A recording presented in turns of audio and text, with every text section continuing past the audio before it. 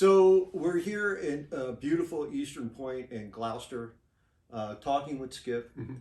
uh, and we're trying to learn about Skip's experiences when he was starting off in Cleveland, and in particular to try to get some insight and to learn a bit about the history of the Smiling Dog Saloon. Mm. Okay. Yeah. So Skip, what was your first? When do you remember first hearing about the Smiling Dog, and what were your first experiences there? Well, it's a little vague because I remember playing with Bill before we started playing there together. But before that, I played with Ron Kozak in a band called Omnibus, and the whole setup in the club was different.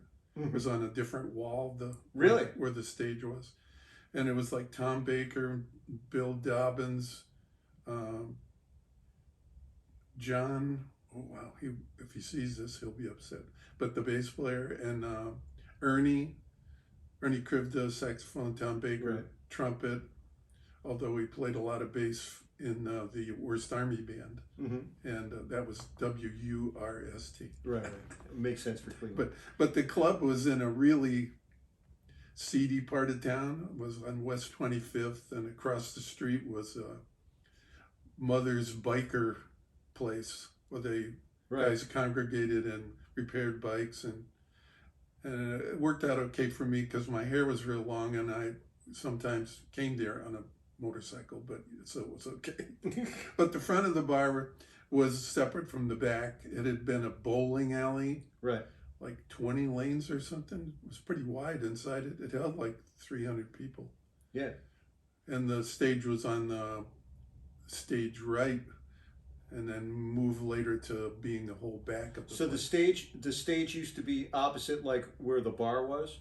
Yeah, on Because the I opposite remember. side, but in the back. Okay. Because I remember you would come into the room, and the bar was on the left hand side, Yeah, right? yeah, and all And the then games were on the right side. was on it right. That's where we. Shuffleboard. Yeah. Yeah. Right. Yeah, Air hockey.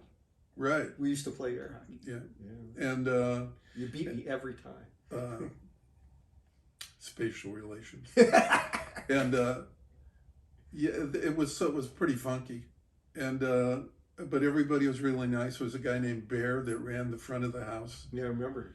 and he was one of the biker guys, and but it was really nice to all the. There were a lot of young ladies that worked as barmaids and stuff, and he took care of all of them, protected them because we never knew what was going to happen with the crowd. Right. Do you remember the first time you met Bill? I think it was at the store. At the store on one. Yeah, he had a music store, and Right. all kinds of kids hanging out. Right. And I was older than the kid at that point, but we got along. And so I would start driving. I lived in the far west side. This was on the east side. In Cleveland, it's a big divide. Right. And we got along. So we started playing together with different people, but usually it was him and me and some other guys. Right. Or Todd Sharp was there around at that time, Mm-hmm. but I don't really know if he played with us and other people. No, Todd used to work behind the counter. Yeah, When I first met him, he was basically clerking at the store. yeah.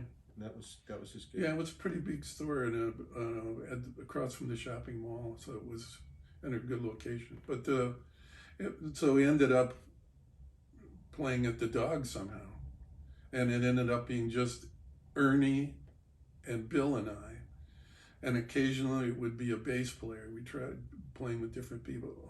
There used to be a bass player named Charlie McLaughlin. Do you remember whether Right, but he was in the rock band with Leroy Markish. Right. Right.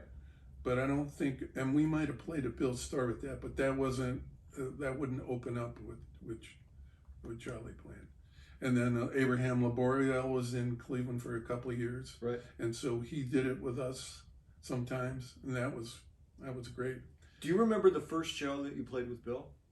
No, but we did all kinds of gigs. Even the gig where we played at the projects, where it was, I think you, me, and Paul, like 3 drummers and Bill and Ron Kozak. Like, Yeah. That could have been. I think it was a rhythm band, but I mean, we played at those union gigs at the workhouse. Right, we played at the band at the workhouse. I think was you and me and Abraham and Kenny Werner and Bill and maybe Ernie. Yeah. Or either Ernie or Kozak. Yeah, so there would be a lot of guys that came, that would come to play at Jamie Haddad's father's place with Jamie. Right, right. Kenny Werner and King's Pub, yeah. And Joe Lovano and Billy Drews, and they would end up. I think I worked at the Smiling Dog with Kenny Werner and Abraham Laboriel. Right. I think it was just a trio. Yeah. So it would be all kinds of stuff mixed together. And for some reason, a lot of guys didn't like to play there because there was no money. Well, and they thought that Roger was taking advantage of them because there would be all these people there sometimes, right, for artists. And so they wouldn't play there. But it was my going to school, so I where do I sign? I'm ready. And then besides that, I mentioned all those other things that I was able to do too. When blues weeks or weeks that we couldn't play, then I was the bouncer. I'd have to sit with people and, drag them out. Right. Yeah. Well, learning experience. So when you were, once you had gotten into as regular a routine as you could have gotten into, right? Well, yeah. So in other words, once you started playing fairly regularly, you used to record what you were playing, right? Yeah, with Bill, I recorded every night. I got a little Ampex recorder. It was like a Walkman that recorded. Mm-hmm. Had a little mic that tipped up at the end or something. So what was kind of heavy drums in the mix. Right, but what was your thinking when you were recording it? Well, I would listen to it to try and figure out what happened because I wasn't always sure what was going on when we played. It was just open. There were no tunes. It was just boom. We just started playing. Right. And was that the way that you had originally started with Bill? When you first met Bill, did you play that way? Yeah. Where he just basically, I just played. Yeah. It was just like if you went for his lessons, and he would put records on, or more than one record on, and you'd play along with him. Right. Different records at the same time. And it was to get you to start listening and find out where you were in the music. Right. And that's what that was with Bill. And it became with me for Bill, was all I had to do was be there. That was my function. You just had to be as present as you could be. I just had to be there. And you didn't stop. You didn't stop playing. You didn't let the energy drop. You didn't do any of that kind of stuff. And as it turned out, because some of the artists that heard me play, we worked opposite. And the biggest influence was Cannonball Adderley. We worked opposite him a lot. And he was great to me as like a person. We used to hang out in the breaks. And Roy McCurdy, his drummer, and I became friends. And we're sitting there one night and he said, so we got to get you out of here, man. You want to play with Frank Zappa or you want to play with Weather Report? And I'm like, I think the Frank Zappa thing, too much reading for me. And I let it go. And then a couple of months later, I'm in the shower, and my mother-in-law at the time, I come out of the shower, she says, the weatherman called. I went, the weatherman. And a couple minutes later, it hit me that, like, the weatherman? She said, no, like, my whole career flashed in front of me. Right. That it wasn't happening. And she said, no, don't worry. He said he'd call back. Sure enough, about 20 minutes later, Bob DeVere, the manager for Weather Report, calls and said, Roy said that you would be the one to come and help us out. We're doing this recording. They already started recording in LA, but can you send us a tape? Cassette tape, like the ones that I made every night. Right. And I said, sure. I said, but I'm playing Bill DeArango and it's great music, but it's not like the music that you guys are talking about doing. I'm thinking Alphonse Mouzon, Eric Ravad, Miroslav Damun, Wayne Shorter, that kind of thing. And he said, wait a minute, I'll call you right back. I'm like, there it goes. My one chance. The phone rings about 10 minutes later. He said, you have a ticket at the counter at the airport. The flight leaves at 9 a.m. You're going to be in LA, whatever the hour was. Right. Take all your stuff. And this is like 4 in the afternoon, and I'm playing at the Dog that night. Right. So I couldn't get, and I didn't want to let anything happen like with not playing with Bill. My thing was to be there. Yeah. And do that energy thing, which is what impressed Roy and the other people that liked it. And so I stayed up all night, took the stuff to the airport, flew out to LA, and then the stuff you hear on Nubian Sundance is the day that I arrived. That was me, no sleep, playing that thing, chicka-ding. Yeah. Some people think I was just there playing hi-hat, but that's not the case. No, I think I knew all along that it wasn't you just playing hi-hat. Yeah, and it's strange because the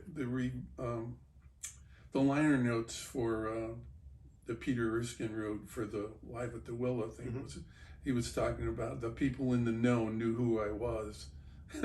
And although there wasn't that many of them, it was really nice for people of that caliber whose opinion and support really meant a lot to me to do that. Billy Hart was another one that was just in my corner all the time. We even actually did a recording together that was never released with Hal Galper. And Gene Perla, 2 drummers kind of thing. He had done more than one of those, but he had been playing with Cannonball, liked what was going on. Yeah. This experience with playing with Bill at the Dog was as the opening act. Nobody wanted to hear you.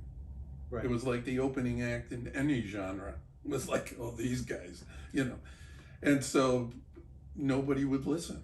So it was like, just go and play and do the best you could do with what you were offered in the music. And for me, it was like offering the music up before I started playing every night so I could get out of the way to let it happen. So let's talk about that a little bit. When you say offering it up, the idea of offering it up, and you just said, was to get out of the way.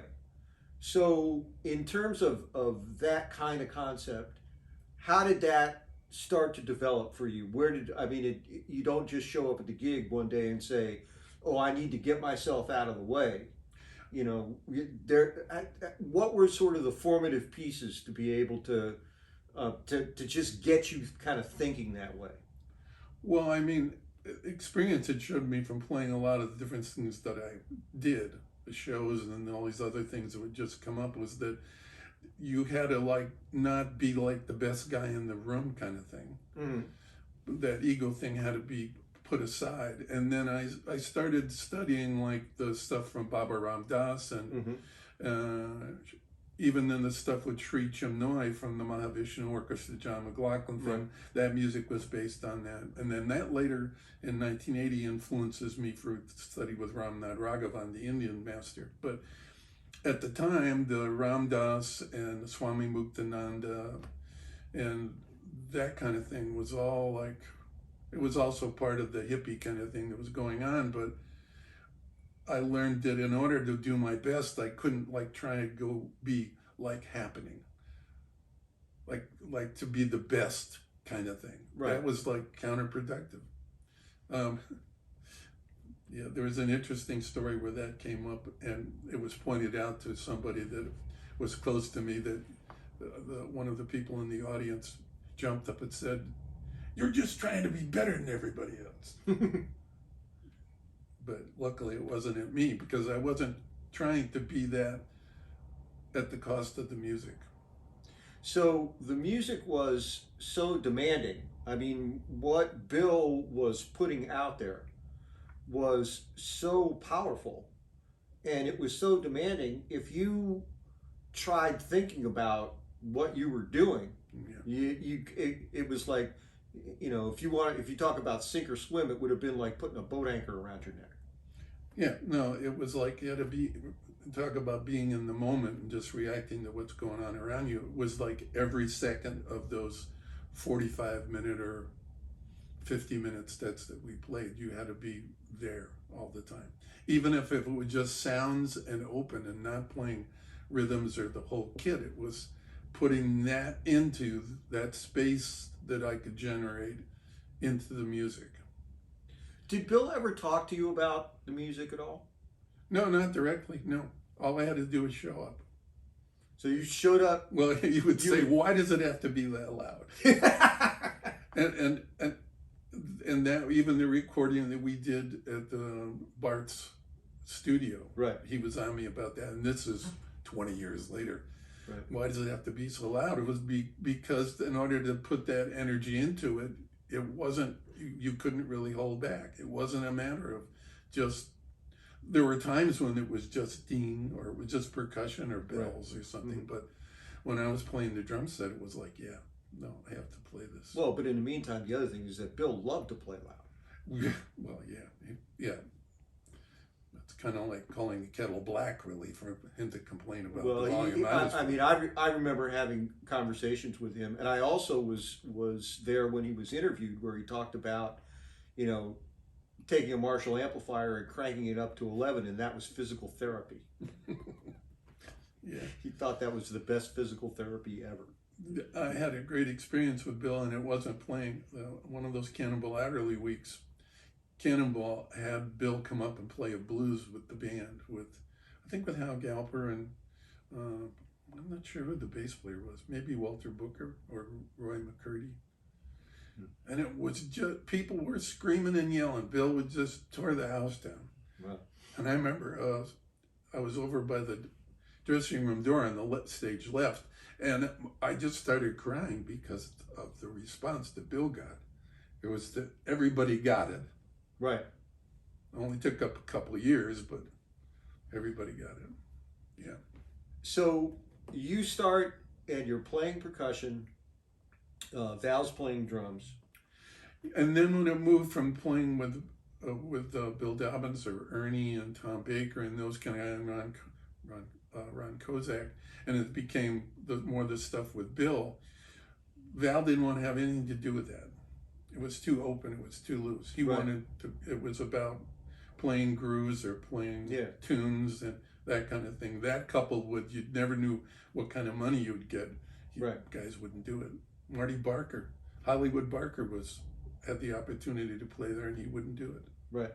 So was there, once you got the opportunity to begin, we'll call it workshopping with Bill and with Ernie at the Dog. I mean, that was your workshop, right? Yeah, and the weeks that we couldn't play, we still would play every night at the other store on Green. Oh, okay. By then he had that store. Right. So we still played almost like every night if it wasn't at the gig.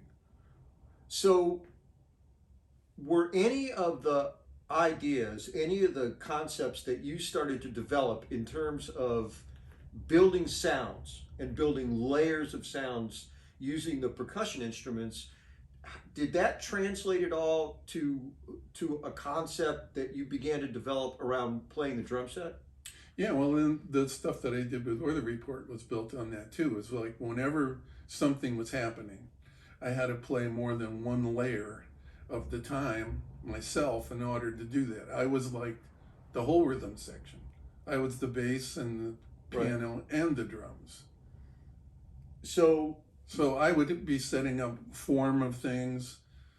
It was nowhere as sophisticated as like what Antonio Sanchez had done for years with Pat Metheny, because those are all tunes. But this was just setting up these grooves or these feelings or these tonal possibilities and then following through on them.